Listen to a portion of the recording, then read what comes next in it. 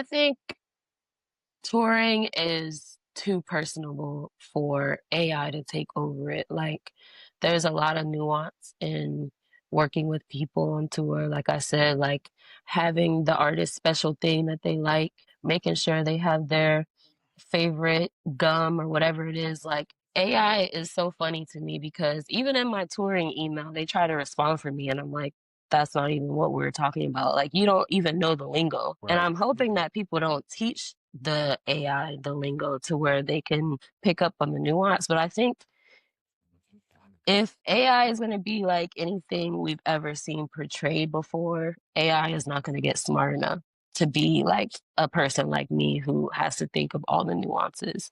Yeah. And I'm hoping people like Timbaland and whoever else doing all the AI artist thing will get a grip when they realize like part of the concert experience is people feeling emotion in the room with the artist. Like, how are you going to give that emotion from an AI artist? Yo, what it do, man? It's your boy Smooth, aka Mr. Do What It Do, aka Always on the Move. This is episode 38 of the Phone Home Podcast. Hey man, it's your boy 3 Guy 83, not the number but the name.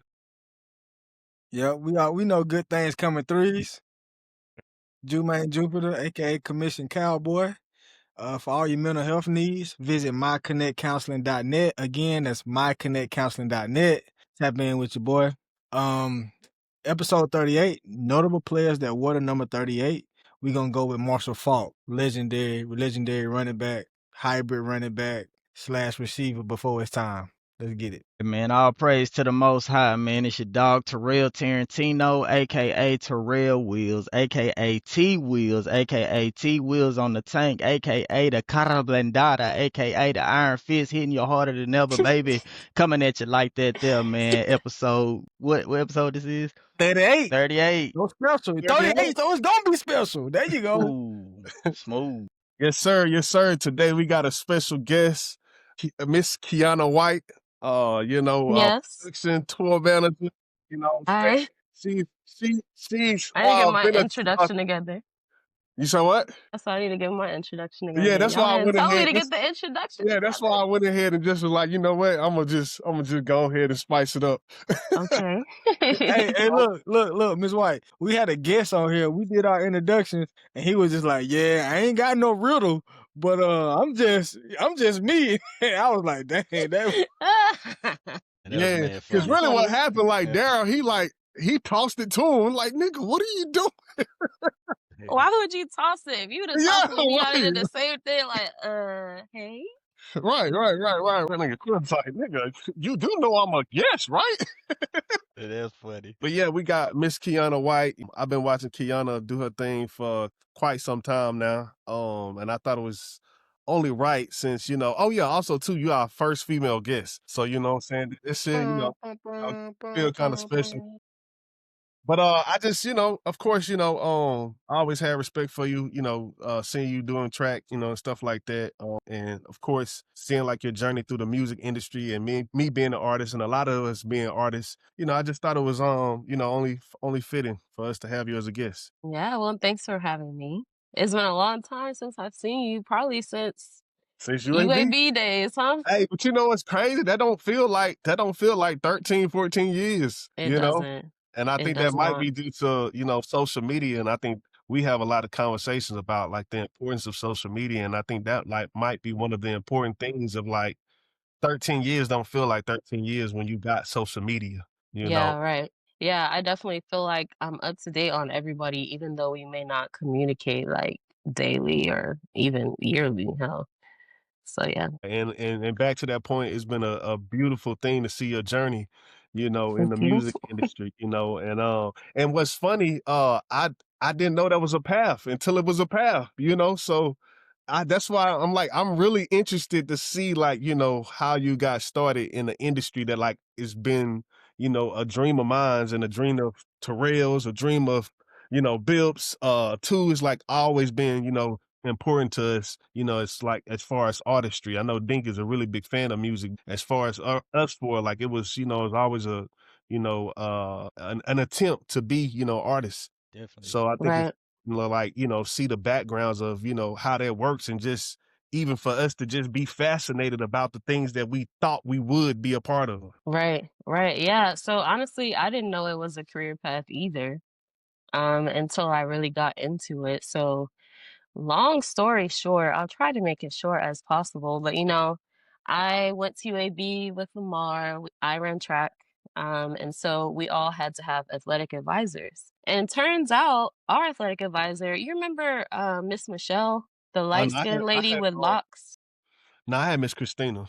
Okay, so I had Michelle. She had come in like maybe my second year. She was new, she was shorter, light skinned with locks. And the first day meeting with her, she was like, "What are your goals? What are your plans, etc." And I was like, "Well, I had just done an internship in LA. I worked in the WME mailroom, which WME is one of the big agencies. So if you hear like Chris Brown, Rihanna, all of them, they either are represented by WME, CAA, UTA, or Wasserman. Like those are the big agencies in LA. So I was able to get an internship at one of those agencies. And when I came back, I had this whole plan to, move back to LA. But my initial plan was to like put my resume together and send out applications. And then when I got a job, move out to LA. And Michelle, during our first athletic advisor meeting, she was like, "That plan is not going to work." And I was like, "Nigga, what? Like, you don't even know me to tell me like that this is not going to work." But fast forward, uh, as we got to know each other in our meetings, she told me that she actually had been in the writer's room for like Moesha and like those sitcoms back in LA when she was younger. So she actually had experience in LA and she had just transitioned into higher education as like her second or third life by that point. And I was like, wow, that's crazy. Like, what are the odds that we would meet each other? You would be an essential part of my college career and then also have ties to LA where I want to go. So we finally had a real conversation where I wasn't just like annoyed with her, like trying to kill my dreams. And she told me all of this and she just like gave me the game and was like, you're not going to be able to get a job in LA if you're not in LA or if you're not presenting yourself as if you are. So she told me to go on Google and get a Google number with a LA area code and put it on my resume so that when people were sifting through resumes, they wouldn't automatically count me out for having an Atlanta area code. And she was like, you have to go out there. Like, I know you don't have a plan or you don't have a job necessarily, but if your goal is to work in entertainment in LA, you have to be there to be ready for the gig when the gig comes. So I took her advice. I made the resume with the Google number with the LA area code and people started responding to my applications. I was applying to like other agencies out there. And I ended up not having anything, but after graduation, me and my sister just drove to LA with $1 and a dream. And while I was there, I ended up getting a call back to work at Octagon Entertainment, which they do a lot of sports management. At the Okay. time, they had an entertainment wing that they were just like developing. It was led by John Ferreter, who was, and you guys should look up all these names. It's like a really crazy story when I tell it back. But John Ferreter, he used to be a big time agent in LA and he left from one of those main agencies to start the department at Octagon and Entertainment. And I was able to meet him and learn from him before he passed. And while I was there, I got the TV bug, right? So I always was interested in entertainment. I didn't really know what I wanted to do, to be honest. Like, I always watched like award shows growing up and TV, of course, but I always gravitated toward like the award shows, talk show type thing. So while I was at Octagon for my internship, um, we did a pilot for a late night talk show. And it was then that I was like, okay, yeah, I want to try to do TV specifically in entertainment. So I finished that internship and I was talking to Michelle again and I was like, I want to do TV. Like I've always been interested in award shows. Like, how do I get into like working the BET Awards and the, hip hop awards and all that? And she was like, well, you Ben could have talked to me about this because Mitch Marchand, who is the head writer of the BET Awards, is like an old friend of mine from back when I was a writer in LA. And I was like, what? You don't say it. She was like, yeah, I mean, I try to let you like, you know, leave the nest and go do what you needed or figure it out on your own. But like, honestly, had you said something sooner, you could have been on the BET Awards when you left from Birmingham. But I'm glad I had the Octagon Entertainment experience just because I was able to just like see what entertainment was on my own, get that entertainment internship on my own without somebody making a call and just like, you know, learning from people who are solid in the industry. And then after that, I used Michelle's Connect and she got me an internship at Jesse Collins Entertainment. Jesse Collins at the time, he was producing all of the BT hip hop Soul Train Awards. Now he does halftime show. He did the Beyonce Bowl. He does like all those mega like performances. Rihanna's halftime show, Kendrick halftime show, Oscars, Emmys, Grammys. Like he for a long time, Jesse Collins, for a long time was like a producer on the Grammys, and so they would have him basically consulting on the black performances. They won't say it, but that's what his role was for a while. And then he would be the lead on the black shows like BET Awards, et cetera, et cetera. So I was able to get an internship there, and from there, I just was hopping from award show to award show, just working behind the scenes as a production assistant, credentials coordinator. At one point, I got a job at Don Misher Productions. Don Misher is another OG that I'm grateful I got to meet before he passed. I was working in his company for two of his producers, Julianne and Charlie, as their executive assistant. So, you know, when you're watching TV and you see executive producer, whatever the name is, that name was like my boss. So I was directly involved with everything having to do with those shows. And Don Misher, he's significant. I don't know if you guys have seen this video clip that has been going around. It's of Don talking about Michael Jackson's halftime show, which was the first halftime show. And Michael goes out and he's like standing in that pose for like what feels like 5 minutes. And Don is like doing the interview, like, yeah, me and him had determined that his cue was going to be a foot stomp or whatever it was. But I had told him, like, you only have 30 seconds and then you have to hit the cue. And Michael decided to make the moment his moment. And he got out there and just stood in that pose for a while.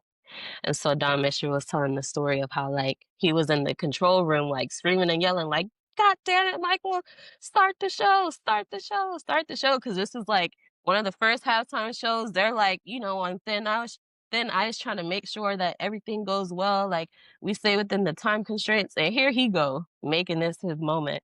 So I love to hear him tell stories like that. That's Willie your And boy. That's Willie your boy. Oh, Michael Jackson. Yeah. right. Yeah, I like MJ a lot, man.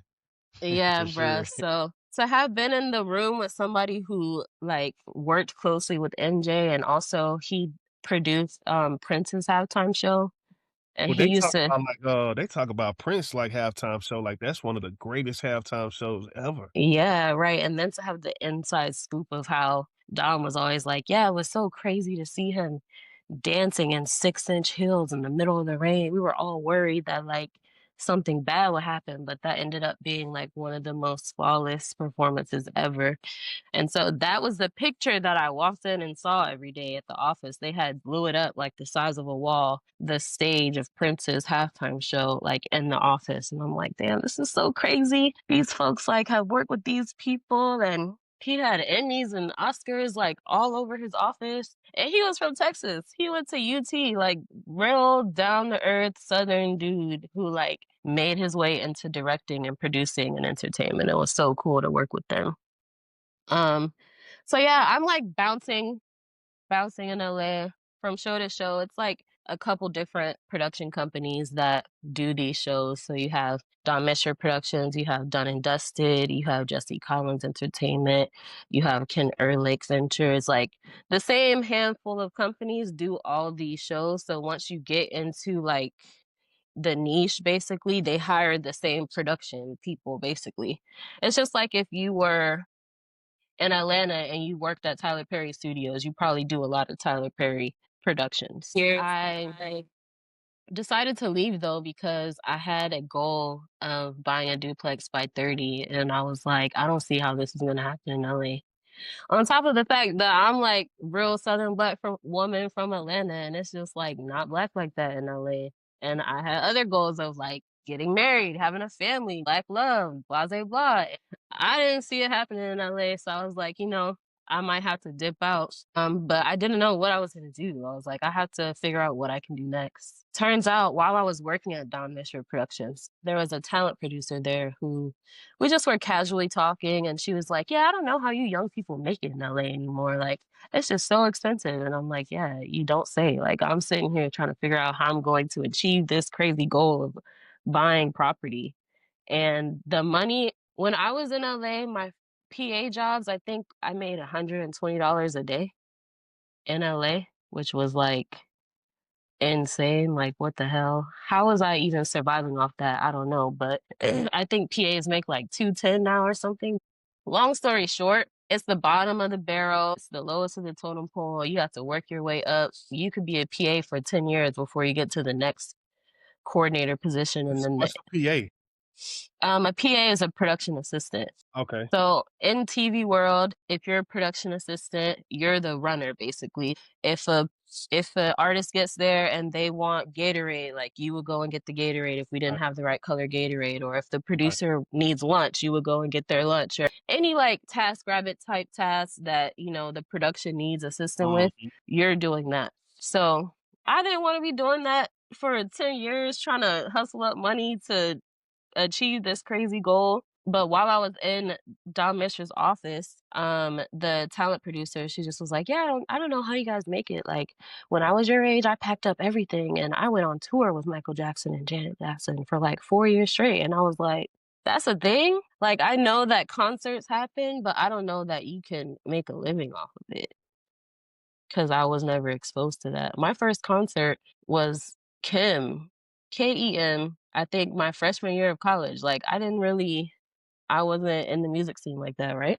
So I'm like, okay, she kind of planted that seed, but I still didn't know like how to get into the business. And I was working at the time, the BET Awards, when Kendrick Lamar and Beyonce performed. Y'all remember when they performed and they were in that pool of water and they were The like Freedom. kicking the water? Yeah. Exactly. On that show, That was like I was what, talking. 2016, 2017? Yeah, exactly. On that show, I was just talking to the credentials coordinator or credentials manager. I'm like, do you know how I can get in touring? Like, who are the players? Like, what do I do? And she was like, you literally just gave Alan Floyd, who was Beyonce's longtime tour manager, his credentials for the show. Like, you talk to them all the time. Just start emailing them. And I was like, wait, what? And she was like, yeah, like the two worlds collide basically. So tour management teams have to communicate with the TV teams to make sure that the show for the artist goes off without a hitch. So they have to send in names, send in contact information to get credentials. To some of them, you have to go through security, and like there are different levels depending on what the show is. So I had access to these folks, and she was like, yeah, email with your resume, let them know that you're interested in like doing something else in entertainment, you have this experience, etc. And so I just started cold emailing people. Yeah, so And Janelle, I seen you. yeah. I seen like I went to, I guess I think you had like a bio on like the New Orleans website or something like that, and it was just saying like a story about like how you cold email Janelle's Monet team, and like the greatest thing that could happen came out of it. Yeah, so of course I was kind of scared to like email people out of the database, because I'm like, this kind of seems like I shouldn't do this, like as far as like people who were coming on the show. So I just started doing my own research and finding my own contacts. And I found Janelle Monae's contacts. She had this promotion team affiliated with her at the time. I don't know if they still are, but I reached out and the lady who was running operations or running the email responded, and she was like, your resume is crazy. Are you sure you want to do music? And I was like, yeah, I mean, I more so want to leave LA, and, the skills are transferable, because for an award show, they get into the building, the week of. They build out the stage, they have rehearsals, and then they have the main event on one day. Touring is similar, only it moves more frequently. So we get to the venue the day of, we build it out, depending on the level of touring, obviously, but we get in, we build it up, we do the show, we break it down, we move to the next city. So the skills were definitely like interchangeable, terms interchangeable and all of that. And I guess, said the right thing in the email along with my resume. And she was like, I want to just keep talking to you. Like, I know you have great potential. Like, and at the time, So what she year? was like, What year was this? this was 2018. Yeah, 2018. We started having like weekly meet or monthly meetings, I think. So a couple monthly meetings, and she was trying to pitch me to Janelle's tour and production manager, and he was like not really taking the bait until he finally needed somebody for Global Citizens Fest. And he met with me the week of and was like, it was like a Wednesday. He was like, can you come to New York on Friday? I need some help. I need a production assistant to help with this show in New York on Friday. And I was like, sure. And from there, I just did a bunch of one-off shows. So in touring, we have one-off shows where it's like, you ever see your favorite artist, they'll do like 2 shows in the month of November and then another show in December and whatever. It's not like a string of dates. Right. Those are considered one-offs, right? So I did 6 one-offs with Janelle at the end of her Dirty Computer tour. So she had been on tour for like a year, I think, and she was coming to the end of it. So the last dates were like festivals here and there, right? So I worked with her team on those festivals, and from there, I I was also connected with Black's tour manager, Chris Patterson.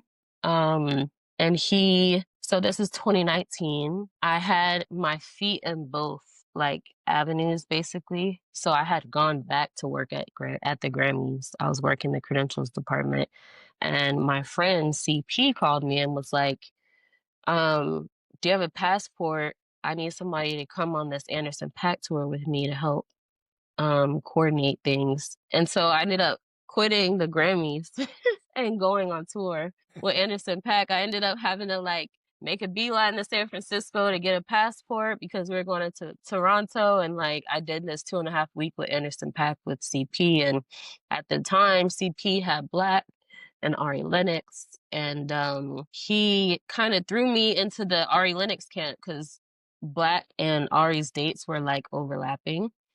And so my first show solo with Ari Lennox, I was covering for him. So a lot of times in touring, it's a small world of us tour people, but also a smaller world of Black tour people. So I came in as a substitute for CP and So at this worked. time, you're basically a tour manager. No.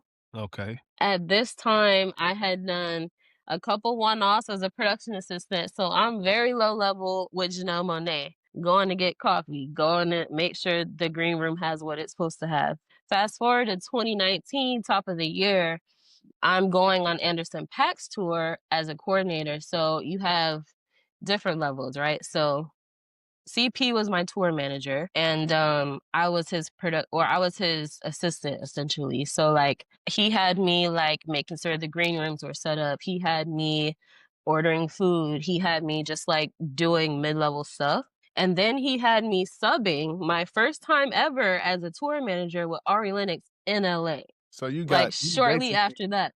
You just got thrown a job, like thrown in the wild. I got thrown in the wild. He was like, you solid enough. You be good with Ari. Mind you, in touring, LA, New York, Atlanta, Chicago, those are the shows that are like, that really show you like if you could do this for real. Because LA, for one, the guest list be longer than the damn ticket list sometimes. Like, why you have everybody? That's an exaggeration, but it has happened one time at a smaller venue. But yeah, it's like so many people trying to come in and be a VIP and get this pass and that pass. So to have that be my first show, I was like, oh, okay, so this is really what all it takes. You have to be on top of everything. Special guests coming in. We had Masego, so I had to coordinate with his people, getting him to the back door, all while making sure my band was on time for sound check. And they were getting fed and they were where they needed to be, and it was a lot, right? So Making just sure. tell us. Just tell us like uh, exactly what does a tour manager do from like start to finish. Yeah, Yeah, that was gonna be my yeah. next question. Yeah, that's a good Like, question. Mhm. When you think of touring, you can think of tour management as like the logistics side and production management as the production side, right? So, tour manager, they are responsible for the budget. They're responsible for hiring. Let's say Ari Lennox gets a tour, right? She wants to bring a four-piece band. I make the budget to account for the four-piece band. So the budget will include salaries, it will include per diem, it will include hotel rooms, lodging, airfare, ground transportation, any type of scenic she might want to do on the stage. So like pipe and drape on the stage, or like we have to get a set design, or we have to get props, whatever it might be. I have to account for all of that in my budget. And then from there, I use the budget to book everything, right? Whether it's people, the salaries tell me how much I can go out to the guitar player for and how much I can go out to the drummer for. And then the lodging. So What I is follow lodging? lodging as hotel rooms, right? So I make sure either we're getting hotel rooms or we're getting Airbnbs or whatever the stay requires basically, right? So I have to get 10 rooms for the artists, the four band members, the audio engineers. There are two audio engineers. There's a merch person. There's a lighting person. So I have to be in charge of booking all those rooms. Depending on how big the tour is, you'll work with a travel agent. So Ari had gotten big enough to where we were at one point using a travel agent to make sure that we have, because in some cities if you have two rooms, that's 20 hotel nights that you have to be in charge of, times 10 cities. You do the math, it's like a lot of rooms and locations to keep track of. You either book on your own the hotel rooms, or you book through a travel agent the hotel rooms. Same for flights. All of those same people who need a place to sleep, they also need a way to get there. So I'll handle that, whether we're going on planes, trains, automobiles, or if we're on a tour bus, which I also would be in charge of hiring the tour bus, and working with the tour bus company to make sure that like we're following the dot rules, which is another thing. Like drivers can't drive X amount of hours over, otherwise it's going to be a charge back to us, like 4 or 5, 800, whatever the amount is that we have to pay for them doing what we call an overdrive. Or if we're not able to stop. Sometimes the routing doesn't allow for you to stop and give the driver breaks. So you have to bring in another driver. So I have to be able to look at the routing and see like, oh, we're not going to be able to get to this next show on time. We're either going to incur more fees and or need another driver to do a double drive for that. A lot of times when you get to the West Coast, it gets harder to make certain cities by a certain time. So you have to really pay attention to those things. That way you're not getting an unexpected bill by the time the tour is over. So all of that is touring, the logistical part of it. Day of the show, you handle guest lists, you handle making sure the green rooms are good. So ahead What of time what's the green room? yeah, so the green room is backstage where the band hangs out, where the artist hangs out. Typically, depending on the stage of the venue, you have like 2 to 6 plus rooms backstage for folks to get ready, for folks to hang out. A lot of times we're going from one venue to the next venue. So I'll wake up on the tour bus, go into the venue and be there all day, take a shower in the venue and get back on the bus. So while I'm at the venue, I need a space, right? So I'll be in the green room or I'll be in my production or tour management office. Like there are different spaces backstage, and each of those spaces have writers filled, right? So have y'all ever heard of how Kanye West likes to have like blue Skittles only, or like heard those crazy stories of how, yeah, so that's what he would put So on that's the his thing. writer. So that's the thing. Like people have crazy riders and shit like that. Yeah, people definitely have crazy writers. And I learned actually that the reason for that is so it's a loophole for them to get out of whatever engagement, right? So imagine I'm Kanye West and I get there and I don't want to do this shit. I can use the fact that y'all didn't get me blue Skittles only as a breach of contract Hmm. Well, and be wow. like, I'm not doing this shit. And then the lawyers can get into it about, yeah, y'all didn't Yeah. get me the blue Skittles. So what's the craziest request that you done heard so far? We used to ask for puppies with Ari, and people used to always be like, "You want a real dog or like a stuffed animal?" And Wait, I wait, was wait, like, wait, wait, wait, wait, wait. Run. Hey, what's crazy though? That's not far fetched from my idea of art. Wait. "Yeah, So run. yeah." Go We used ahead. to put a puppy on the rider for Ari. Yeah, a puppy. But nowadays in touring, they have like these big arena tours. When you go to a certain city, they'll bring puppies to the venue just like as a decompress That for is the people on crazy. Okay. tour.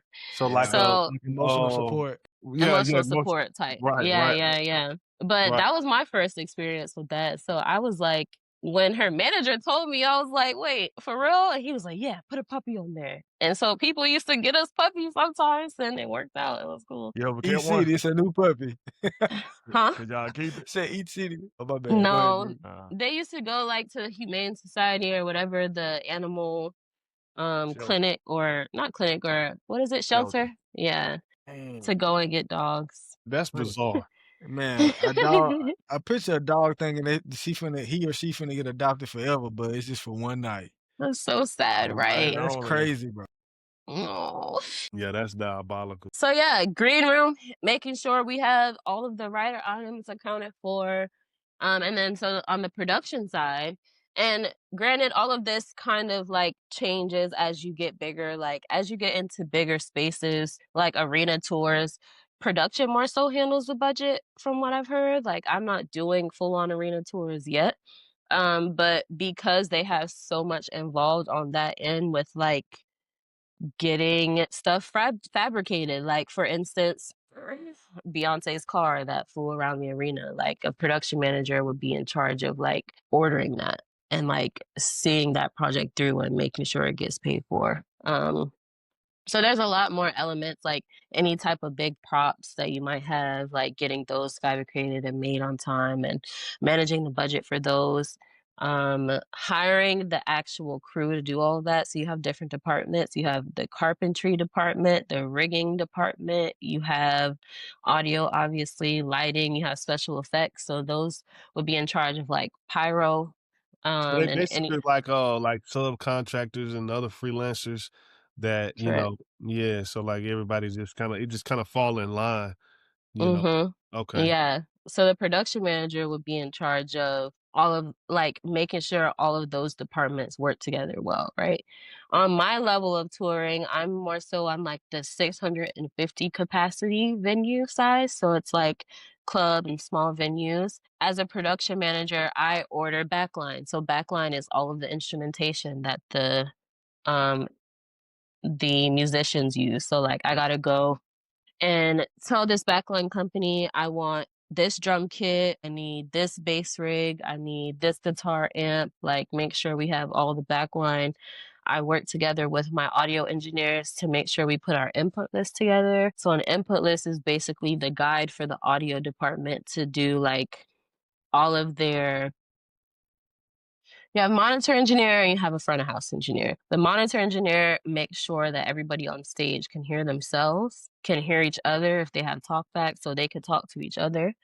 Um, and then you have the front of house engineer that makes sure that the audience can hear. Okay. So everything on the stage needs to be patched in, and the input list tells you where to patch things. So for the kick drum, that's going to be number 1. For the snare, that's going to be number 2. For the hi-hat, that's going to be patch number 3. For the artist vocal, that's going to be on so on and so on, to make sure everything on the stage has a place so that at the front of the house, the engineer out there can like, push up the fader when the vocalist has a solo, or like push up drums when the drummer has a solo, or like even everything out when it's a quiet moment so the lead vocalist can be in the front. So as you're at concerts, there's always engineers adjusting the sound levels to make sure everything sounds even.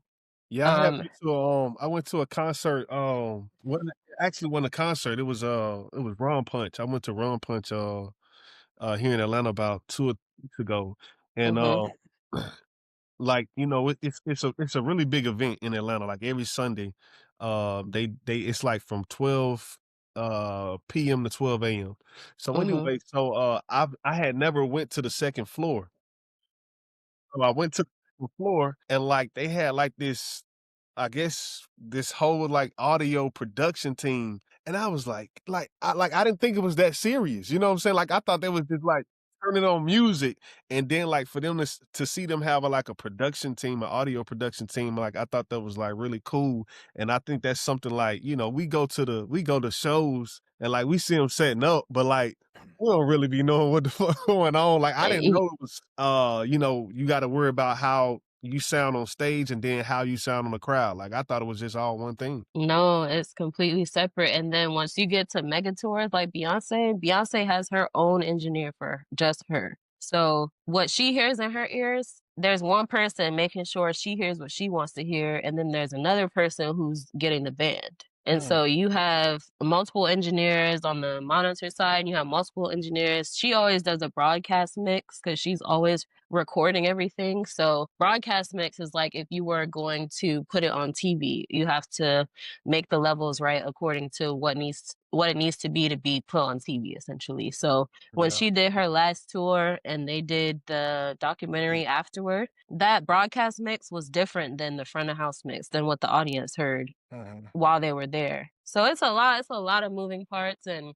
like I said, I'm on like a smaller level right now, but I just went to a conference where I was able to meet Beyonce's production manager, and it just was like cool to see him talk about everything, like his process of how like he's intentional with when Beyonce comes to rehearsal, it has to look like how it would look when we arrive, right? So like for a rehearsal, they build out everything so that they can run through the show. And when she comes to like do her thing, he wants the lights down. He wants the first scene set. He wants it to look like how it will look when we arrive so that, she's not thrown off by like, nah, you're not getting my vision right. Like any little thing could throw off whether she trusts that the vision is being, followed through. Because she's been looking at renderings for 6 months. So she's expecting to see the rendering in real life. So it was cool to see how he like his mindset behind like how he even operates with her arriving and everything has to be like set and there has to be like several scenes set. So I don't know if y'all went to the last Beyonce concert, but they had different like at one point there was a Statue of Liberty blow up. At one point there was a horse that she stood on. At one point there was the infamous car. Like he wants to make sure that we have those scenes set so we can run through those so she can see like, oh, we're making progress, but also so production can get a feel of what it's going to take to actually do that. Apparently it took like 6 hours to load that show out, which is crazy because my What do you mean by shows take an hour and a what half. do you mean by loading a show out? So when you're doing a show, you have to load it in and load it out. I'm just going to use Beyonce because it's amazing and that's my goal gig and everybody wants the inside scoop. Beyonce had 81 semi trucks full of lighting, staging, props, audio shit, right? That needed to be moved from one city to the next city. So the production coordinator is in charge of coordinating the movement of all the trucks so that they can unload everything, build the stage, do the show, then take everything out and put it back on the trucks and move it to the next city. So once you're done with the show and you need to take everything out of the stadium, that's the loadout. So the load in is putting it inside the stadium. You have the show, and then the load out is taking it out of the stadium and moving it to the next And location. being ready in 2 days for the next show.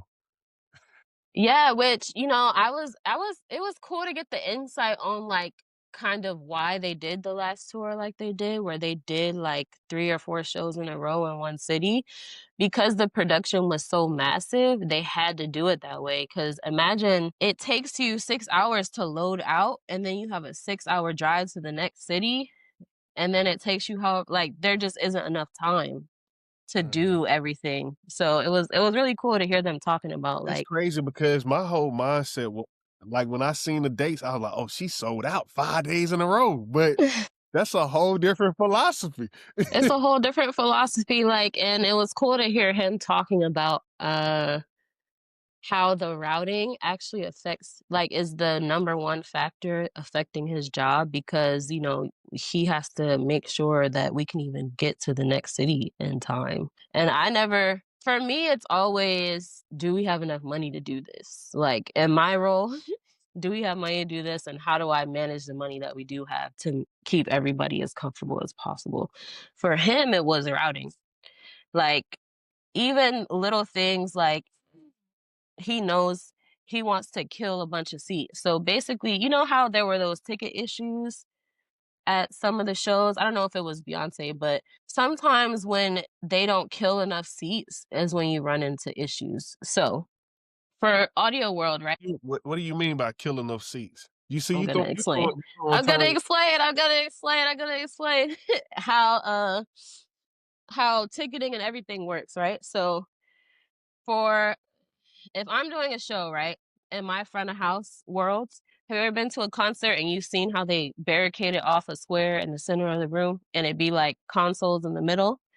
If I want that front of house area to be up on risers, I have to anticipate that I want them up on risers so that the venue could X out all the seats behind me. Otherwise, folks are not going to be able to see because I'm blocking. So when I know what the production is going to be, I go to the venue or the Live Nation rep or whoever. I'm not totally clear on all of it, but I'm like regurgitating information I just learned. But basically, if front of house world is going to be up on risers 12 feet, we can't sell any seats that are below 12 feet. So that first row in the area those seats have to be killed because front of house is going to be blocking them, or the tower for audio is going to be blocking them, or whatever production wise might be blocking those seats. So we kill those seats before they're even gone on sale. We have to come up with a plan of, this is going to be in view, like, this is going to obstruct someone's view, so let's kill these seats. And his strategy was, he said he likes to kill more seats than he thinks he needs so that later on, you ever notice how sometimes more seats come available? It's because there was a change in production. And now we are actually able to sell those seats. We're not obstructing the view from these seats, so now they're on sale. Which sometimes that happens while you're on the tour because, you know, venue changes are different. Like, you have to figure out, and I deal with this in my touring level as well. Like, if I'm doing a tour that has like clubs and then theaters and I have a video wall, I'm going to have to scale down my video wall in the smaller room and then use it in the bigger room. Like, so you have to manage those type of things as a production manager. Yeah. So what type of you got it, Bill? You got it? No question. I just, I'm thinking about like Beyonce's tour, and when you talk about kind of the routes and the different issues that may come up when the tour get bigger, but what happens when you get like on the last 5 shows on the tour and then you got burnout and the crew just tired? Like, do you run into that a lot? And how do you even manage that, as a Yeah. manager? Yeah, that's a good question. They were talking a lot about this on the conference that I went to. I personally I came into the industry when like mental health was being observed and like, self-care was being observed. But apparently the OGs, they just was missing family functions, like burning out, like, Thugging it out. thugging it out. So I've been lucky in that I didn't come into the industry during like the tough years basically, but now they do things like tours travel with massage therapists and physical therapists and yeah, Beyonce's tour director, Marty Home, did an interview where he talked about they brought actual therapists onto the tour just so people could have their moments as needed. The puppy thing is a thing for sure Absolutely. on different tours just to keep people, keep the morale up.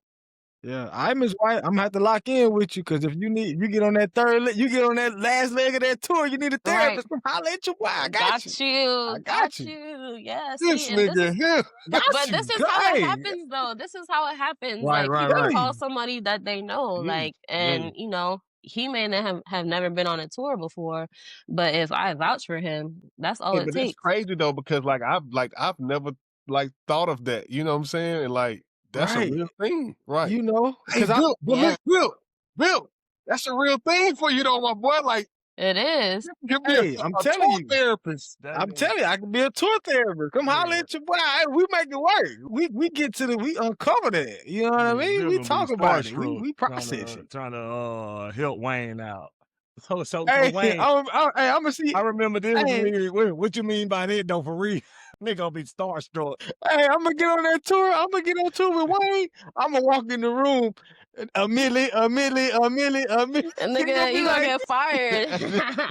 They gonna be like, show some discretion. Hey, You gonna be Bill, fanned out, boy. oh, hey, imagine being Nicki Minaj therapist. Oh Oh Lord. shit! Hey, you know You what? surround. That probably ain't the job for me. I hey, you know wouldn't what? put Hey, it down like that. hey, give my resume back, please. Oh, it's That's funny. love. Real. So No, I But that Imagine was a that really though. good question. it was. So to yeah, follow you up know, on I this just question, go ahead. how do you manage, dealing with everybody personalities since you like, the lead person in charge? Yeah, I just try to make people as comfortable as possible. When people are comfortable, they're not going to be complaining. They're going to be willing to come and talk to you. They're going to take your leadership. They're going to take you seriously. A lot of people have said that, like, when I don't feel taken care of, like, I hated this tour because they didn't get us hotel rooms on the off day. And I'm like, oh yeah, I'm definitely like budgeting in off day rooms. I'm budgeting, or I'm thinking through like off day activities to keep up the morale as well. That's another thing that we do on tour. Like when we have an off day or we're in a city for an extended period of time, we try to go and see the sites or like check out a restaurant or check out a museum or whatever is cool in whatever city that we're in.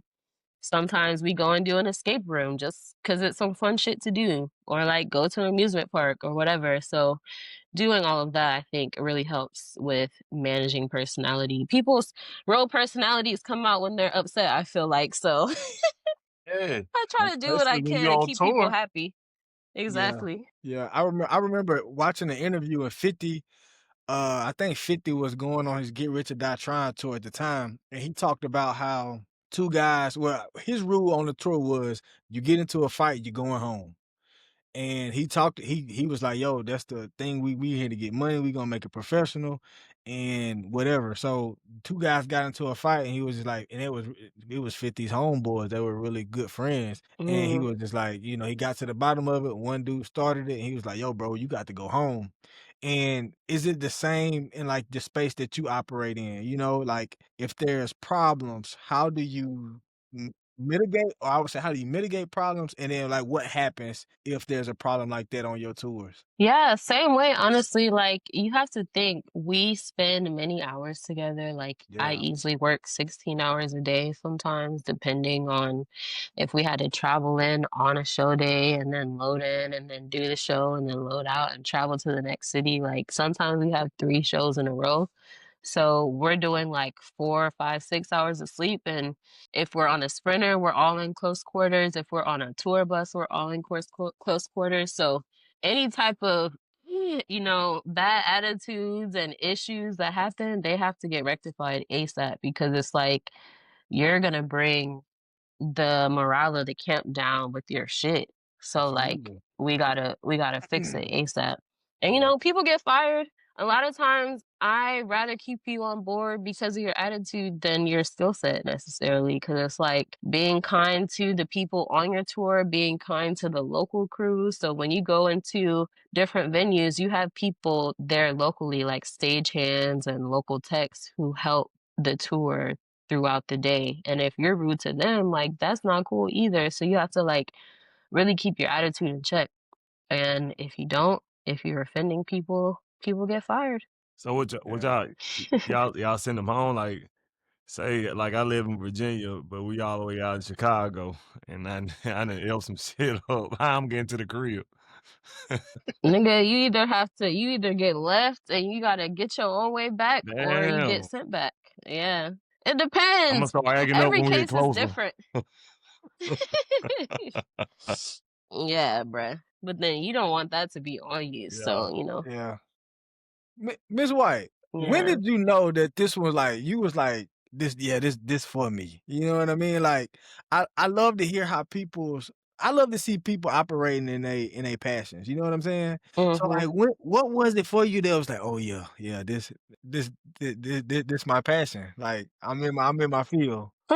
I don't know. I just excelled really quickly at it, I think. And it Okay. just y'all hearing my story going from doing PA work with Janelle Monáe to like my third tour basically being in the driver's seat. It was like, oh, like I can actually do this. I'm hyper organized, so like being super organized and on top of everything, it makes me a great tour manager and production manager. Just yeah, I mean, I was able to buy my duplex doing this, so I'm like, okay, Hey, let's yeah. go. Like, you're like, Congratulations. Thank you. okay, all I'm right. like, okay, I can do this for real. I can do Fuck this the for real. So passion. yeah, Yeah. yeah, right, Fuck the right. The passion, the They money. money, paying. right? They Yeah. paying. Yeah. Yeah. So I was able to buy my duplex doing this, and I only do this for a living. So yeah. Well, yeah, I wanted to ask, like, I know like you work with, different artists, and like how is it having to, like, having to match your personality, with their personality. Yeah. So I prefer to work I'm with I'm I'm, artists I'm who really like particularly in the Ari Lennox, I'm really interested in that. If you want to speak on that, if you don't, it's out. I have to have some sort of discretion in general about how I speak, but I think that for me, I've realized that it's a better environment for me when there's like a barrier between me and the artist because I have to do tour and production management on a lot of my gigs. I have to be very cut and dry and straightforward. And artists are sensitive and they need, things said to them a certain way or like, communicated a certain way, which I can do, but sometimes I am just in my get it done mode. And so I come across as a little hard. And so it works a lot better for me sometimes when there's like an assistant or a day to day manager whose job it is to communicate in the way that makes sense to the artist, whatever I need information on or need to communicate. Like day to day managers and assistants are amazing because they know like the artist's schedule and they know like what they're going through personally and they know like when the best time is to say X, Y, Z and like when to wait. So I enjoy working with artists who do have that, an assistant or a day-to-day manager, because I don't always have the time and opportunity to like not be so straightforward and plan out my thoughts and all of that. That makes sense. I want to offer some pushback on that. Like, okay, so you saying like you like that, like somebody when there's like a middleman or so to speak. But what if it's like somebody like, if you were able to, have that conversation with that like could lead to something even more, major than what it is right now? Because it's kind of like, to me, it sounds like it's more transactional versus it could be being a relationship. Yeah, so I also have my relationships. Like not every artist that I work with now has that. I just noticed that I get things achieved easier when that is the scenario, I feel like. But my thing that I like to do when I don't have the barrier basically is like just be as prepared as I can for the artist. So like I have this little kit that I carry and if I know my artist is going to need they're gonna need lash glue or they're gonna need this special kind of comb or brush or they're gonna need um whatever they might need, like a band-aid or whatever. I like to keep those little special things on me for that. And so it really shows my genuine care for them. Like I'm paying attention to what you like. I'm paying attention what your habits are. I know exactly like I know to put the water in this particular point on the stage. Like I know to put the towel here. Like I'm definitely like very involved with my artists still to know like what they like and how I can best serve them. At the end of the day, it's a service job. So I do my best to like make those little, those little things count. So, Yeah. Would you say that's a quiet win? Like that really doesn't go acknowledged? Because I'm sure there's a lot of those. Actually, people really love that about me. people really love the fact that they notice it because a lot of people don't do it. So I would Exactly. say it's a loud one for me, even though, you know, I might not necessarily need to interface directly with you. You still know I got your back at the end of the day. And Absolutely. that I would say is a strength for me and what I Yeah, do. Would you absolutely. say that Yeah. that would you say that nurturing touch come from being a woman, or do you feel that's Yes, I definitely feel like it comes more naturally to us women in my position to be tour managers, because we have that nurturing part of us. I also think we're just more organized and we can think about multiple things at one time. That's something I really have to like. I can be on my phone while y'all are talking and I'm still listening to y'all's conversation while getting what I need done on my phone. And people never think that I'm doing that. And I'm like, no, like I heard you say that earlier today when y'all were in that little group over there while I was on my phone. Like I have to listen out of both ears, something different out the left ear and the other thing on the right ear. And I think that we do a great job of that as women. Absolutely. shout out to the women in Yeah. y'all lives? Kamala for president. Right. I All right, so Thank look, them. Thank them. look, okay, so all right, so what I'm hearing to be a tour manager is you have to be organized, you have to be a person that can multitask. Mhm. All right, so those are sounds like two characteristics, and then the over the edge characteristic is the characteristic of just nurturing, paying attention, you kind of just being aware. Mhm. What type Exactly. of personality needs to stay far the fuck back from tour management? Like Oh, what? that's a that's a what? good question. I would Uh, say people who are not flexible, oh, that's people a. who can't like think on a dime or whatever. Like Mm-hmm. a lot of my job is problem solving. It's looking at the situation and figuring out how we can fix it or make it more efficient or make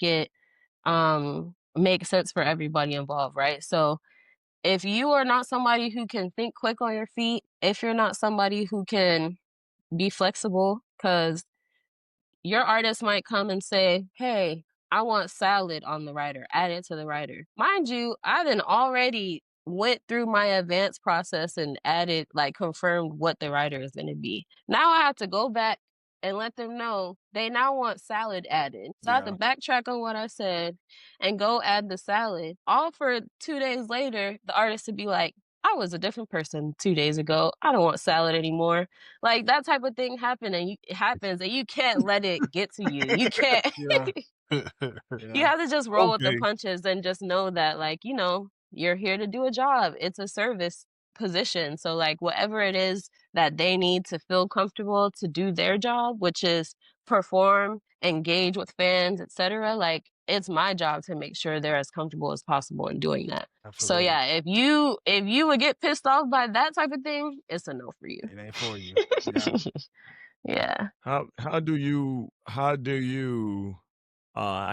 don't know the word, but I just explain my question, then you can answer that. Mhm. How would you not show favoritism towards one of your favorite artists? Like for instance, we were just making fun of Bill or Eric, whatever you want to call him, about, both me and him Lil Wayne fans. So we was just like, he was going crazy over Wayne. How would you make sure, like, cause I know I would have to make sure if Ludacris or Lil Wayne come out there and I'm a tour guide, That nigga said a tour guide. I mean, not tour guide, my bad. If I'm there, Tour the manager, it's tour okay. manager, if I'm their tour manager, I'll probably be super fanned out. But that's just because those my favorite two artists. So I wanted to know how And do over you there we got Kobe statue. Looking at say what? What that nigga say? Well, I would also add to the fact your question, Commission Cowboy. Mission Cowboy. That's what it say on Yeah, here, no, that's a right? name. I was just making fun of this dude. Really do got to Okay. I would add that you can't be a super fan in this. You can't be fanned out. If you're gonna be that person who's fanned out, you probably shouldn't be doing this. Artists expect a level of discretion. Like some of that, and the Beehive might come after me for this, but I feel like some of that be like some of those crazy things that you hear about in the press be like planned. Okay. Yeah, we ain't got to speak on that much. Yeah, I don't know. I'm not involved. I have no clue. But like For instance, the tilted car in Houston. I ain't heard about the I heard about that. So during her show, she would get into a car and then go around the stadium, basically driving around in the air in the stadium on a car. Oh, okay. In Texas, the car started tilting. And like she stopped the show and everything. Like, get me down from here. Oh, I did hear about that. I did. And then the next post she put that song, it was like a picture of her tilted and like tipping on full fours or whatever that song is. You know, a song like, Yeah. I'm like, girl, Yeah. was this a planned Big thing? ticket Like, what are song. the odds that you would be in Houston and your car gets a tipping and then Yeah. you put that song on it? Right. Tipping on 4-4s. Oh, and kind of a sidebar on the record. If you ever use me for any of the tour, I ain't a fanboy like that. No, I know. they just regular people. I know you have to be. They just regular people. You ain't gotta worry about that. Hey, Ms. White, if you I got believe you. You know, you're not gonna be all starstruck. if you believe that, go watch our last episode when we talked about Lil Wayne. I saw some clips. Y'all was definitely some fans. Y'all some big fans. You ain't gonna leave me hanging, Bill. Speaking of Lil Wayne and our favorite artists, who are some of your favorite artists? I'm a fan of who you everybody work with. Everyone I work with, I'm a fan. That's one of my main criteria. Beyonce, just because she's like the bar. Like, I love to watch like the documentary from the last tour. Anything that she puts out, I'm consuming because of the production value is just like through the roof. Sorry. Kehlani, amazing. I'm very solidly in R&B, to be honest. So Kehlani, Lucky Day, Jasmine Sullivan, all of the greats in R&B. There's a new guy coming up, Nesta. He's like reggae and also R&B. I like him. My friend actually manages him, so I like him. Who else? Leon Thomas, of course. I've been listening to his 2018 project a lot, actually. It's really good if y'all want to go back and listen to that. All of the old school greats, I guess Brandy and Monica, they're considered old school now. I just went to the Brandy and Monica concert. That was outstanding. So did something crazy like happen with that tour? I don't know. It took Ray J I didn't phone. hear anything. One of them walked off or something. I heard like that. Yeah, I saw like that. Monica walked off stage It or was Brandy Brandy, walked it was off Brandy. stage. Oh, in the beginning It was the first of the August tour, tour, Brandy walked off. Yeah, she walked off because she was having some issue with her ears. So, excuse me, the monitor engineer, I don't know what happened, if it was like playback or the engineer or whatever, but she had something going on to where she either couldn't hear herself or she couldn't hear the tracks or whatever. And so she stopped the show. But that's why rehearsals are important. And then it also shows how things can change during the show. Like, one thing that people don't realize, like, frequency is a thing. So like everybody has their inner monitors, right? They're connected to like this little device that you plug the headphones in, and each of them have their own frequency. If you're in a city that has a lot of like radio bands and a whole bunch of like frequency going on in the city, that might affect your ears. If your computer was on overnight, you didn't properly shut it down, that might affect your ears because your computer starts glitching. Like, there's so many little things that could affect a show, which is why you got to go That's through crazy. rehearsal. Yeah. Crazy. Why you got to show up to sound check. Some people don't show up to sound check, and that's why you be hearing them on stage like, put the music up, like blah, blah, blah. And then sometimes engineers will tell you that once bodies get in the room, there are certain adjustments they need to make because bodies are like absorbing sound. So there's a lot that goes into it tech-wise for sure. Yeah. Speaking of tech, so my boy threw a shout out pretty on his career, you know what I'm saying? IT support here, just letting you know, you ever, you know what I'm talking about? You do what? I do it, damn. Nah, I do like computers and shit. We do like computer shit, so you ever need to, Fire. if you need the Fire. IT. Oh, I got a fire bill, but she just said, all right, for your ass. Fire for the kid. No, hey, bro. You Hey, Dink, guys, you don't was do saying it, that. bro. You was saying it, and your Internet was fucking internet up. Your was internet glitching. was, yeah, it was definitely Oh, fucking up. That's shit. why I was like, what? Oh, shit. Mr. IT with the fucked up internet got it. We tell this nigga, we Noted. tell him every episode, his shit be fucked up, and he do not believe Got us. fired Boy, before he your started. resume is woo. Yeah. Yeah, Bill, I need that therapy session. Damn, And he be on here glitching. trying to give us advice about our internet. His shit be fucked up out of everybody. Because I be No, on bro. Bruh, I Wi-Fi, thought nigga. that's how I was gonna be. Yeah, I mean, New Orleans, they playing games out here. I'm finna sue them with the internet. It's so crazy. I'm like, how is it possible that y'all asking me for money every month and I barely got internet? So I feel your pain. That's a pain. Appreciate I got a question Thank you, for thank you. you. Yeah. So we Willio, all you can recently follow went up to a show. after Bip as well. You said what? Or just I was making sure Willio, I knew he had a question. I didn't really have a question. I was just gonna say a lot of it sounds like theater production. Because you know when I was in college, I was a theater major, and so we used to have to do a lot of on a much smaller scale, of course, but a lot of it sounds very similar. So I used to do yeah. like text with the lights and things like that. So it just put me back in that mind frame of that time, when I was doing those things. But that's all. I didn't really have a question. No, it's definitely the same. Like you have the same positions like stage managers in theater. You have all the different lighting techs, designers, like audio. That's a great point to make how theater production is a smaller scale of like music or show production. It's like easily relatable if you were a theater kid in high school. Like that's a way that you could explain it. So yeah, that's good. For sure. Transfer. And that kind of goes along with my question. I was gonna ask, just not even I guess a musical show or not a musical show, but just like a show, a tour. Or I would ask, what show stood out to you, whether it be a play, whether it be a tour? Like what show that you've been to that was like, damn, that's a nice production, like that you've been a fan of. Outside of Beyonce. Yes, outside of Beyonce. Yeah, Beyonce. We know that's the bar.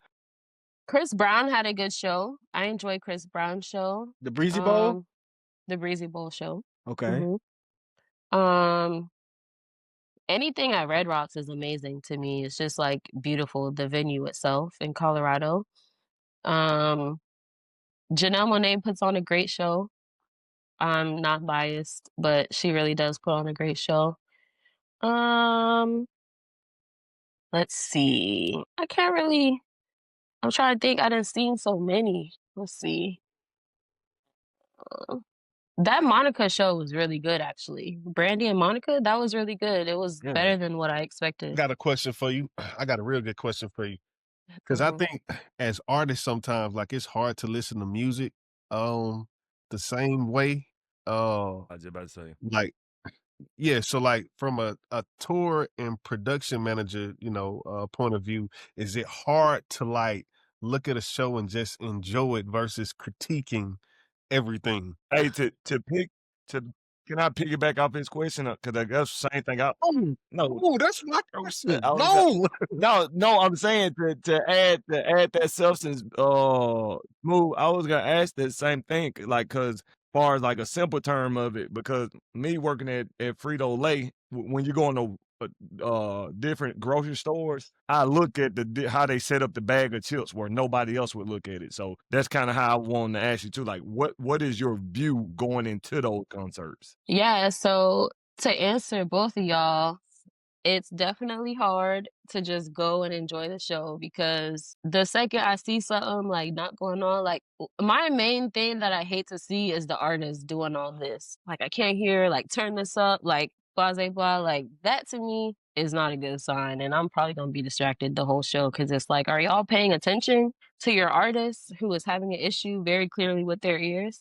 And then as far as setup is concerned, I'm definitely the person who's there early to see like who's running out on stage, like where are they going when they come out, and then when they go back, like which route are they taking and what's about to happen next. Like I'm not always watching what's happening now. I'm looking around to see like who's being put into position. Like are the dancers being sent over to the satellite stage? Is this prop being raised up in the air, etc.? So yeah, it's definitely, I look at everything with a different set of eyes for sure. Do you feel that Sure, take for away the sure. enjoyment of it, or how you? I think when the show is done well, it makes it more exciting for me because I'm like, okay, yeah, they're locked in. Yeah, They're yeah. locked in for real. Like it's cool to see like the team coming together now.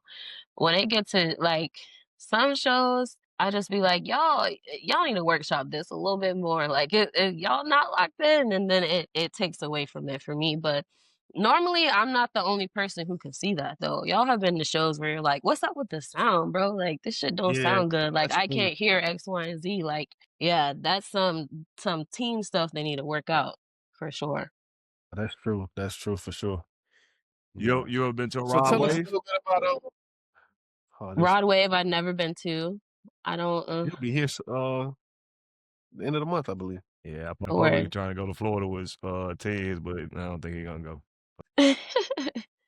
Rod Wave, he just so sad and melancholy Yes, and so what you were gonna ask us, Smooth? No Rod Wave slammed the hill. sorry. Nah, But you yeah, I was good. just going to, just I guess, tell us a little bit about, your company, 19 Touring, and like the difference between like, you know, I wouldn't even say that's freelancing, but like, being your own company versus working for, a touring production company. Yeah, so honestly, I established my LLC with an S corp designation for tax purposes, purely tax purposes. I when I was in the process of when I had the goal of buying the duplex by 30, I wanted to make myself as an individual look a certain way income wise. So I didn't do any work under the business on purpose, just so it would be an easier process for me to get a home with being a freelancer by having everything under myself. So then I created 19 Touring now just for the sole purpose of taxes. And then also sometimes I run into opportunities where I can staff tours. So if I have a business entity, it just makes me look more legit. So it's just professionalism and not having to pay the IRS essentially. Smart move. Yeah. Right.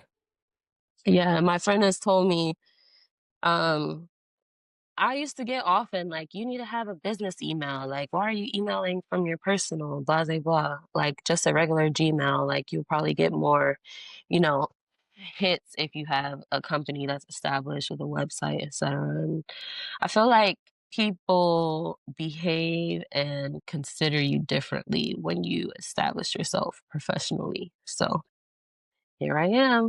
I think it's like it could be a good thing both sides, like how you operating, because I think like that could establish um, more corporate situations, and then, you still have the personable side of things as well for the people who are like up and coming artists and, up and coming people. So I think that Hmm.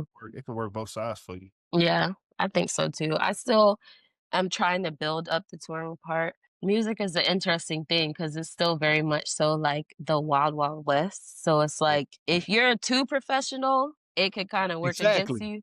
Exactly. Exactly. So you Exactly. definitely make a good point with Exactly, exactly. Because, yeah. So you gotta build. yeah, so I question, like, we talk about it on this show all the, often. Music is in a weird spot right now, right? Hmm. Like I mean, especially hip hop. I know you said that you love the R&B sector, but does that like the state of where music is, especially with album sales and all of that? Have you seen that that's been affecting or made any translation to the tour world? No, I think that music is one of the only um businesses, like industries that are still going to like the touring aspect is still going to stay afloat. We may not do as many dates on a tour, but we're still going to have shows because artists have to have shows to make money. Like a lot of artists make a lot of their money off of going out on the road. And people are always looking for a release, right? And a lot of people go to concerts just so they can have that hour and a half, 2 hours, Yeah, however long, to not think about anything and just enjoy the songs of their childhood or enjoy the songs of what they're listening to now or like, discover new artists and just have absolutely. that release. Yeah, I think that I don't really pay attention to charts like that. It doesn't really affect my business. The artist's ability to sell tickets affects touring more than their ability to get in the Hot 100, in my opinion. I got you. Well, Miss White, Yeah. how did you maneuver through COVID then? You like what was that space like? Oh, so COVID was interesting because I was able to actually like merge my two worlds. Oh So yeah. during COVID, they started doing all of those pre-taped performances. Do you remember that? So I was having to like, hire cameras and put a run a show together and like review all the edits and like make sure everything was edited properly to be sent out. So we were going to a studio, we were recording performances, we were building out sets, we were editing the videos and sending them out to whoever had hired us. So like I was able to basically cross both worlds. It was pretty cool during the pandemic. Yeah. And then at some point I got into COVID management. So I went and started doing TV shows remotely as a COVID manager. So did y'all see Pass the Mic on YouTube? If you look it up after this, but Pass the Mic there's DJ Cassidy. He started this thing. He's a DJ out of New York. He's pretty popular. He knows a lot of people, and so he would have like these virtual shows, basically, where he said he would call his friends who are legends, essentially. So, like Oh, for Mother's Day, I think I know what you're talking about. Yeah. Hmm. yeah. So for Mother's Day, he had like um Patti LaBelle and like Yeah. Gladys Knight and like Shaka Khan, like those level of artists, basically singing karaoke. Yeah. And they Yeah. would Yeah. pass the mic from one person to the next person. So for those shows, I did COVID management. So I was in charge of finding a COVID like a mobile COVID nurse or doctor to go to each of the celebs' house to make sure they didn't have COVID before the videographer would come into their house. So the videographer I also would have to get tested. So I was just on that end working remotely, basically like getting a database together of people who did COVID testing and processing those tests to make sure that each show could go on without each recording or taping could happen without anybody getting COVID. So yeah, COVID was a weird time, but I was able to tap into my network in TV and then also still do the music stuff. So that was cool for Right. sure. I That's got right. a question. We talk about AI a lot. Do you feel like that is gonna affect the business? As far as like uh, from the production side to the logistics side. Like, do you think that takes away or is it such a personable business that like it really doesn't affect anything? I think touring is too personable for AI to take over it. Like, there's a lot of nuance in working with people on tour. Like I said, like having the artist special thing that they like, making sure they have their favorite gum or whatever it is. Like, AI is so funny to me because even in my touring email, they try to respond for me, and I'm like, that's not even what we're talking about. Like, you don't even know the lingo. And I'm hoping that people don't teach the AI the lingo to where they can pick up on the nuance. But I think if AI is going to be like anything we've ever seen portrayed before, AI is not going to get smart enough to be like a person like me who has to think of all the nuances. And I'm hoping people like Timbaland and whoever else doing all the AI artist thing will get a grip when they realize like part of the concert experience is people feeling emotion in the room with the artist. Like, how are you going to give that emotion from an AI artist? I do have a question on that. Um, Yeah. in terms of the AI artists and with the touring or with your your whole world that you're into, how do you feel about? Because Hmm. going back to the Michael Jackson thing, I've seen where they've done the hologram things, or even the Tupac, where Snoop was standing next to, the hologram of, Tupac. Uh, how do you think that will affect, how, what you do, and or do you think that could possibly another avenue that explores where it can make things, I guess, somewhat a great experience for audience members, because, somebody like me, I wish I could have seen Tupac, but I was so young, but, maybe that I be think the it closest thing that I could get to him. You see what I'm saying? Yeah, I think it works for in those cases for artists that have passed on already, but why would I watch an artist that's still alive via AI? Or why would I just only watch an AI artist? I don't know. I think those hologram performances, they kind of faded out too though, right? They did. They did. They did. Because they weren't engaging with fans. People probably were more curious about how it was gonna happen than they were about the concert itself, if Right. that makes Right. sense. Right. Like they probably got there and realized like, "Oh hell no, this ain't it." Definitely. I can see Tupac. that. Tupac and jumping in the crowd. And not only that, Right. it's that's a great point, because I watched one of those hologram shows of Michael Jackson, and the moves ain't the same. You know what I'm saying? They Right. ain't as Man, crispy as the spins, and it's like, I don't want to see that. You know what I mean? So you can't throw a bra on stage to a hologram. Right. Right. Right. What? It's definitely great lacking point. a lot of the emotion involved, and it's giving computer because it is. Like he was probably looking like a robot doing a moonwalk. Yeah. Yeah. Yeah. Little fake Yeah. moonwalk, man. Get that out of here. Computer generated Definitely, moonwalk. it's definitely not Right. the Nigga same. start glitching Like I and say, Right. when he, and they try Well, to. That's another thing with Go ahead.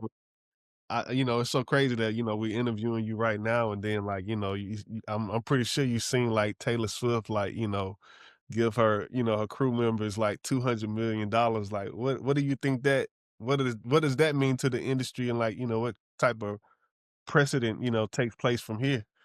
Yeah. Well, apparently she's been doing that for years. Really? Yeah, I remember hearing about that maybe last year or the year before. So like this is something that she does. Um, I think it's amazing. I would love to be on a tour of that stature and get more money like via a gift, but you also get taxed on that money as a contractor. So, you know, yeah, They like it's it hush sound money. what do you say? I said it's not like it's hush money. Right. She really fucking it up by telling everybody. Yeah, I mean, I'm sure it's a nice gesture, but people aren't going to walk away with as much as she gave because it becomes taxed to the person who received it to get taxed or something. Depending on like if she wrote it out to companies or whatever, like I feel like it can become a little sticky for the receivers. However, I would still love to receive it. And Right. I think it's amazing of her to even think enough to sit down and write handwritten notes to people like on tours of her scale, it's very easy to just be a number because like they be having like dozens of buses. So like the audio department could be like 30 people or however many. I'm not sure because I don't do that level, but a lot of times I've heard that people become a number on this tour. So for her to sit and write handwritten notes, I think it's a very nice gesture, and it's super cool of her to be giving six figures to the drivers because it'd be hard driving all that equipment around and losing sleep. The drivers, they definitely deserve like, that money. My thing is like if you giving out 200 million, like how much did you make? $1 billion. All right. Literally.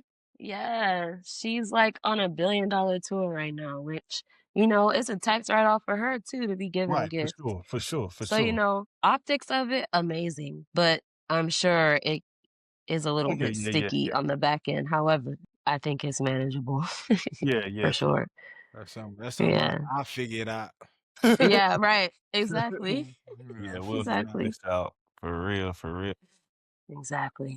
So what are some of the challenges like, you face as being, a woman and a black woman, in the industry? Yeah, so I kind of created my world kind of different. So I pretty much when I started out, I started with black people, and by the time I was with Ari, I became sought out for being a black woman tour manager. So pretty much all my acts, I think every act I've ever worked with so far, they're all up here. Black. So I don't really run into a lot of issues because I'm with my people majority of the time. But I feel like that's definitely limited me to the level of touring that I'm on right now. Um, there are less black people in the higher level of touring. So I'm sure they probably deal with different things that I don't because I'm in my own bubble of working with black artists. Right. But as far as being a woman, I try to be as thorough as I can in my advances. Like before I even step foot in a venue, the venue knows what to expect from me because I'm so thorough with the planning leading up to it.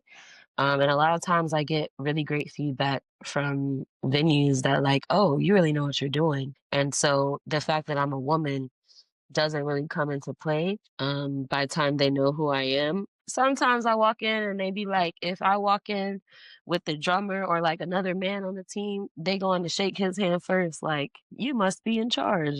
And they be like, nah, talk to her. So that has happened.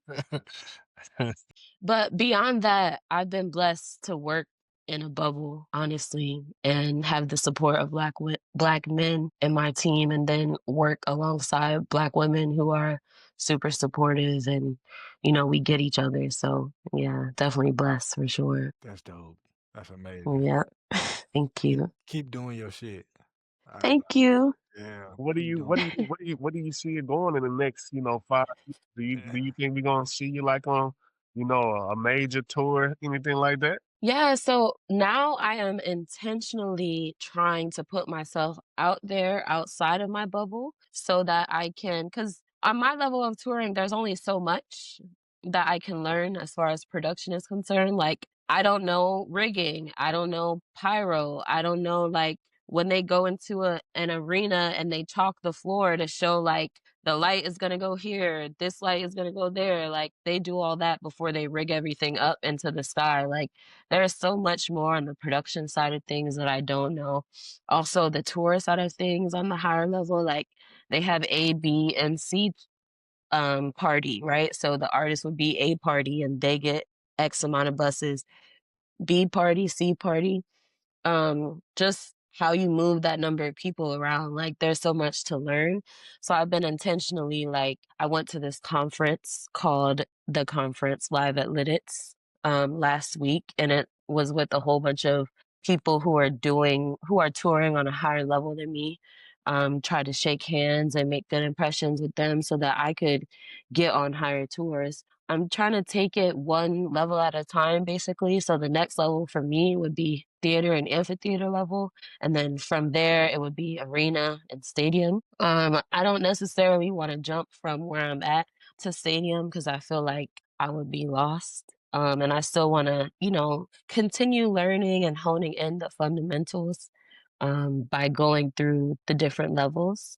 So I'll be doing that. I just actually won the registration to go to another conference happening in Palm Springs in January. So that's another networking opportunity for me to meet people and try to get myself different clients and also work alongside people who are doing it at a higher level than I am. So that's my goal going into 2026, just like breaking out of this level that I'm in right now and getting into the next level. And then in 5 years, I should be at that stadium level. Like, okay, I made it. And who you think you gonna want to work with in 5 years? Let's say Besides that. Beyonce. Besides You Beyonce. already know. I would love to see. I feel like Doechii is on her way up Yeah, there. Okay. Doechii is a good one who's on the way up Hey, now there. that's crazy you say that because like we might be looking back in 5 years and like seeing these two worlds merge together for real, for real. Right. Right, yeah, for sure. Doja Cat is on that level already, but she would be amazing. She does really crazy, like, I love her vision for her shows. Doja Cat, who else? Those are probably the top 2. I would love to do like a Maroon 5 or like a Coldplay or like that Yeah, scale of touring yeah, or yeah, like The yeah. Weeknd Imagine because they Dragons. yeah, like those big crazy production, like Pink would be cool to do, Pink. Mhm. Who's the girl? Callie Uchis. Her arena show looked pretty cool. Like I love the set pieces that she has. Sabrina Carpenter. Like any of those more pop people, I would love to see Yeah. what they talking about I over think that there. might be a different world for real because I think like a lot of those cats, like they be doing like 100 shows a year. We just don't our culture, we just don't hear about it, but like they be Yeah. doing like 100 stadiums, you Yeah. know? I was surprised the weekend's tour was that long. I couldn't believe it, bro. Yeah, Like, he man, did the like $1 billion weekend. too, right? I know. But Yeah. he had like 1 billion shows though. But Yeah, that's that old school touring right, thing though. Like back then they used to go on tour for 2 years, right. whether it be like public facing or they're doing private shows or they're doing like whatever they're doing. Like that was a thing back then. And when you're at a certain level, you have to do that to touch the fans. So yeah, I would love to get on a tour that goes beyond the US and Europe. I mostly have been in the US and Europe. I've gone to Asia as well. I would love to go back to Asia. Australia, I've gone to Australia as well. But people, when they say world tour, it just be the US and Europe. But I want to go on those crazy ones. The Weeknd, I think he went all around the world. Doja Cat, she's going all around the world. Yeah, so definitely have some goals, got some places to see. I haven't been to Africa yet for work. That's crazy. I haven't been to Africa at all, but I want to Yeah, go for work yeah. for sure. You know, there's a lot of world left to see, and there's plenty artists still to try to get hitched up to for sure. For Well, sure. that's been amazing. That's been amazing, Yeah. talking Did about y'all like get a lot of insight, learn something new that you didn't know? for sure. For sure. Yeah. Definitely. 1,000. Wow. Well, What was like the most crazy thing you think? Just for me, just hearing you talk about the like for instance the blue imp thing type thing and it as Yeah. using that as a way to get yourself out of a deal or get yourself out of a performance, so and I can actually see how something like that may happen. But I Hmm. thought that was really funny as to because you hear things like that, you be like, do people really do things like that, like come on now, really, but now you can, when you give a backstory on there, you can kind of see the psychology of someone thinking like, oh, okay, I don't want to be here. Let me just order 30 red M&Ms, and if they don't have it, I'm not doing it. Right. Yeah. Right. Making That's it crazy. difficult, Yeah, making it bro. difficult on purpose. Right. That was a crazy one when I learned about it too. I was like, oh, that is so crazy for Yeah. sure. And then I also think too, like you mentioning like the routing, like that might be the hardest thing out of everything for, the major artists, Right. For I sure. didn't think Yeah, because about it that. affects everything. Yeah, it affects like their vision and what type of show they can actually do. If we're this won't happen, but if we're in New York one day and we have to be in LA the next day, like that might not happen. You know what I'm saying? Unless you have two different sets on either coast, like it becomes a whole different thing. A whole different thing. It Yeah, for definitely sure. sounds like a lot of creative problem solving. That's what it sounds like. that's For good. That's sure. good too, Will, because that kind of leading into my next question. Because I was gonna tell you that we, during this interview, we learned a lot, but the only thing I haven't learned is because this seemed like a stressful job, and I feel like this would be more of a built question. So I'm trying to take a job built, but what do you do to overcome this? Because that's a lot. Like this ain't like how do you debrief? Like what is because it sounds like a stressful job, so it ain't like you just be like, all right, I do one tour, then on to the next. What do you do to debrief? What do you do to get settled down? Yeah, I like to take time off, like sleep for days, don't leave my house for a couple days when I get off tour. I like to travel. You know, travel can become, kind of cumbersome for people, but I enjoy a good island and just going to the island and just sitting on the beach, not doing anything. That's enjoyable for me. I am definitely intentional about taking time off. So if I do a 6 week run, I want to try to take 2 weeks off. Um, what else? I work out still. I've been chasing that college track body since I left it, which I know is impossible, but I have a gym in my house actually, like my duplex, it's a traditional shotgun home, so I have um living room, kitchen. I'm in my office right now, bedroom, and then I have like a little gym that I set up with like Olympic weights and everything in the back. So when I'm off, I like to really hone in on my routine and just like zone out for an hour and some change and follow the workout plan. So Absolutely. Absolutely. that's what I do. The movement is medicine. For sure, for sure. It's definitely you have to be super intentional with it. Like for me, I actually schedule all my workout time in my calendar to make sure I'm keeping track and staying on schedule with 30 minutes a day or an hour a day or whatever it is I had planned for that day. Um, yeah, try to eat as healthy as possible. I probably could snack less, but we have after show food sometimes, and I try to skip the after show food, which Yo. usually happens at like midnight or 1 a.m.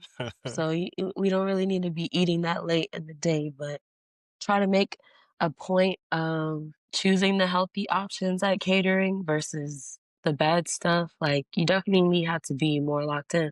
But I think running track in college kind of helped me with being as diligent and like, strict as Right, I come off as to people. right, right. Well, I got a Yeah. question since you were talking about food. What city has the best food or the best You know, catering? when we went to Toronto, they had a bunch of different options and all of them were good. Like sometimes Okay. it's like You said that quick too. Oh, yeah. yeah, Toronto. I enjoyed Toronto. We had to go there twice actually, and catering was good both times there. Yeah, sometimes you go and they'll do like a taco theme, and I'll be like, I want to eat tacos. But Toronto, they have like a pasta station. You can make your own pasta, and they have like Chinese, and they had like different variety of stuff. So I enjoyed that for sure. Yeah, I want to So make Yeah. it. To me, that would be the hardest part of being a tour manager. Eat that food, not eating it. So kudos to you. Honestly, you have to make yourself eat sometimes. That could be the other end of I can it. see Like, that. because things are so busy and there's always something going on, like, you have to be intentional with getting your meals sometimes. And then it's helpful to have a team who is like looking out for you too, because they'll be like, Did you eat today? Did you eat today? Yeah. So that's important too, And for sure. that's that Dink saying that because you see a lot of people who have health problems when they come off tour or when they on tour because they not eating right. I think 2 Chainz even said something about that, like how he had to switch up like his whole rider, because everybody eating burgers and you performing, you're not Wings, hydrated, and it's just right? like at some point Gonna you're break gonna down. crash And off Yeah, of it's catch that. gonna up to catch up. you. Yeah. Yeah, Yeah. crash. Definitely. Especially with us being like majority of people are in their 30s, like this is Yeah. the time where, it You should really is start catching up. important. Yeah. Yeah. Definitely. Yeah, man. Yeah. I Definitely. got I gotta You get know, back right too. But them wings, man, Right. wings. Yeah, It'd be the fries for me. I love Oh fries. I Lord. them love wings some stop doggone fries, Me fries. ain't I? I'm too. trying to tell you. Oh my I God. can With eat the fries like ranch. it's Ah. nothing. That boy Mm. Dink started venting. Yeah, Hey, man, I gotta get back right. man, could have keep He that, over there feeling guilty. bro. Yeah, We man, I gotta did. get back right. Hey, I did some damage this weekend, man. It was See, look, You see, did? Hey, man, you go get it back, bro. You go get it back. I done I seen don't, you be hey, disciplined before, I man. You say got I it, say bro. that to you, Will, but then I eat them wings. I say, fuck getting that shit back. We ball. Hey, I'm just saying, I know you could do it, though, bro. 20 piece like the When he was college on days, that, what dude. was that? What he was on that PX90 when 20 we was in piece. school? Hey, He was back focused. back He was then, locked T in. Will, He was back locked then, in. I was like, man, that's my boy right there. He was going hey, in though, for Cause real. White back then I could do my insanity and to get it right, you know what I'm saying? But now, Insanity hey, I is was crazy with it. He was crazy. going in. He I, was doing it though, hey, man. Hey, I Let was me tell proud you, of my let me tell boy, you. man. He was doing it. Look, Look, nobody used to wake up early in college, bro. Nobody. Right. We just got in from the night before partying. We just came. It's 4 I a.m. remember that. Yeah. Bro, Dink gonna wake up at 4:30, 5 o'clock, and do insanity in the living room. Yeah, he was locked Yeah. in, man. That was And I'm When I like, went amazing. to bro, That was DC, when I went amazing, to bro. DC, when I went to DC back in March, I'm laying down. This is like 4 o'clock in the morning. Dink, hey, you trying to work out? Hey, Man, trying to work out. hey, hey, hey, when even Dink get then, locked hey, He in, boy, locked it's in, over man. with. I He had was locked locked in. in. I had locked in for the wedding when I got married, but boy, and you showed me them pictures, Bill. It was, hey, 5 years later and a baby though. Look at this man and his internet. Internet It's trash. because the Now huh? that boy smooth a different animal too when he lock in. Oh yeah. Look, Yeah. college, man. I'm JUCO football. I'm just thinking, bro, we just gonna go to practice, bro. We already wake up at 6 o'clock. This nigga Smooth said, nigga, I think it was like the first day, like the weekend before practice. Yeah. Nigga Smooth said, man, 4 a.m., bro, Bip, get up, bro. Let's go run. I'm like, God, nigga. I would slap that nigga back to sleep. That's Man, what you bro. need, though, Smooth. bro. That's the type Man, of I'm friend you telling you, need, boy, though. Smooth For used to be real. locked That's the in friend you college. That's the need for friend you sure. need That's right the there. friend you Fact, need. You fact, need but that. I For would have sure. not adjusted. If Exactly. it wasn't been for They Smooth. would've That's why told, you hey, did. Bill, telling hey, you. it sound like we all wishing for them Oh college guys, days. hey, she just spoke out Man, revelation, what? didn't it? Just spoke out truth. Telling you. I can't believe all the stuff we was doing in college, to be honest. I'd be like, Man, God damn, how was I doing all this? yo, like you in college, you could go party and you can go work out an hour later for the Bruh. morning workouts. Like you could go work out an hour later. To go play a football game and then go out, bro. Yeah. Man, please. Go. I Hey, don't even see how that shit. hey, I know Yeah, I right. know I'm falling off the train because today I was like, I'm gonna start it up today. I ain't never did this in my life. I said the same thing today. I said I was gonna start it up, right? I actually got up and said, nah, tomorrow is a new day. Hey, yo, you might as well wait till the Niggas New like, Year's hey, resolution look, bro, at this point. niggas start It's thinking so about the future crazy. like, man, when it's gonna be Christmas, I don't want to start now. Cause I'm gonna eat bad. Then, yeah, I'm gonna Right. Bro, Wait till it the New is Year. so easy to talk yourself out of working What? out. So look, Bruh. so it was like 6 o'clock. It was 6 o'clock today. So I was like, yeah, she gonna be cooking in an hour. So that's gonna be 7 o'clock. So I can't work out right now. Then it's gonna be the pot. So I'm gonna just start tomorrow. tomorrow for a Logic reason, crazy. nigga. Hey, you get real Logic get You get crazy. real God made crafty at Tuesday coming for up a with reason, nigga. excuses for doing stuff you should do, but when you want to Please, do something man. you need to do, you can't think of all them great crafty. Right. I done came up with excuses every hour today. I'm being honest with y'all. I done came up with an excuse every hour not to work out. It'd be like that. Nigga, I supposed to be the fittest nigga. It'd be like that. I'll be in my little gym at 11 p.m. Like, damn, I only got an hour left today. Let me just go finish. Like, Oh, But you know, sometimes, man, when I ain't gonna when lie, you see anything other got to people, work is over with. Anything got to work yeah, That's it, for is real. over with. that's true. What you were saying, Willio? I was just gonna say sometimes though, sometimes I just be on Facebook. I see Bip doing something. I be like, yeah, I'm finna get up and get in the gym or something. You know what I'm saying? Sometimes when you see your peers just doing something, it just put that little extra, motivation on you. So for me anyway, that's very true. So it be plenty times, man, I be like, man, I ain't doing nothing. I see Bip doing his little 1-2 on there. I be like, yeah, I'm finna get up and record myself too. You know what I'm saying? Especially when a motherfucker faithful to it. Especially when you know faithful to it. Hey, You know what I'm saying? I be like, I can't stand seeing a motherfucker posting that one picture in 6 months. Oh my And they're goodness. like, yeah, we back in the gym. I'm like that too, though, T. Will. Having peers around you, that's a real thing, though. You see your see peers Bill work out. motivated, it help you. I see Bill working out on Facebook or Instagram. You say, what, Smooth? Your internet, bro. Bro, that's internet. only for the dating, my nigga. That's because Ayla, I couldn't mess with the internet today because Ayla was asleep. I couldn't fix it like I normally fix it. But I was just telling T Will. You know what I'm saying? Hey man, you ruined my joke, Smooth. On to the next, my nigga. I ain't Nigga, we can't even hear you. Well, we can't hear you say the joke. You would have edited it. You would have edited it. I'm quitting the podcast. I'm going on tour with Miss White. Forget y'all, boy. I'm getting treated like this. I'm going with Miss White, Hey, boy. Ooh, my man. brother got a new job, bro. Ooh. And I ain't even got hired yet. She fired me And too, what are you really, gonna do? didn't It ain't gonna be internet. It ain't gonna be tech support. Hey, I'm gonna have to go get them damn Skittles, ain't it? Right. Yeah, that's it right there. All 60 of them all red. You said you wanted blue, right? You gotta make sure Kanye can't get out of his contract. Oh, Right. ain't gonna be in Skittle bags just picking them Oh my bitches. gosh. Right. Oh, dude.